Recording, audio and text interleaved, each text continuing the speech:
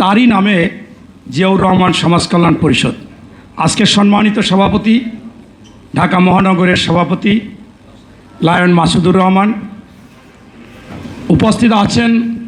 আমি যাওয়ার পিছনে স্বৈরাচার এরশাদ বিরোধী আন্দোলন করেছি, যিনি সেই সময়ের জাতীয় বীর, এবং সেই আন্দোলনে হয়তোবা অনেকে জানে না যে তখন তো এরকম চ্যানেল ছিল না, মোবাইল ছিল না।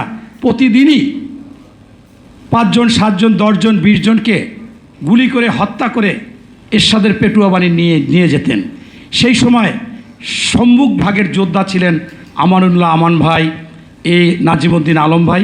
তা সেই আজকের প্রধান অতিথি বিএনপির চেয়ারম্যানের উপদেষ্টা, সাবেক এমপি, ডাকসুর সংগ্রামী জিএস, জাতীয় বীর জনাব নাজিমউদ্দিন আলম উপস্থিত আছেন।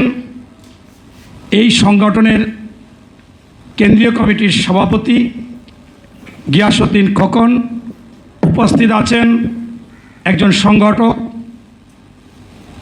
রকিবুল ইসলাম রিপন, এবং সঞ্চালনায় যিনি আছেন এই সংগঠনের সাধারণ সম্পাদক, তার সাথে অনেক আন্দোলন সংগ্রাম করেছি, আগেও করেছি, যিনি টিটি কলেজের ভিপি এমদাদ ভাই নাকি, এবং অন্য নেতৃবৃন্দ।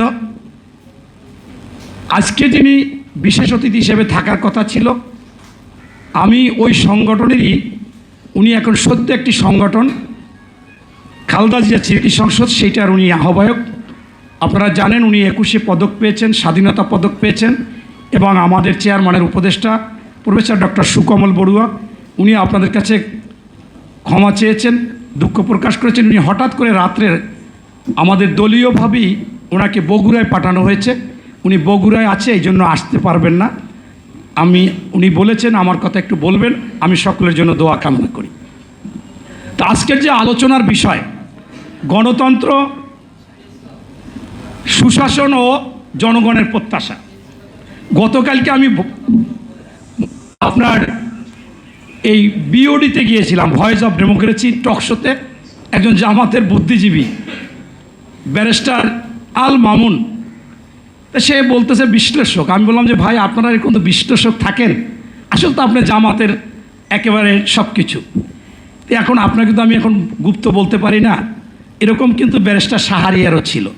তো উনি জামাত যে গণতান্ত্রিকভাবে অনেক ভালো ভালো কাজ করেন সেগুলো বলতেছিলেন, এবং ওয়াকআউটের কথাও বলতেছিলেন, এবং তাদেরকে দায়িত্ব দিলে ভালোভাবে করতে পারেন।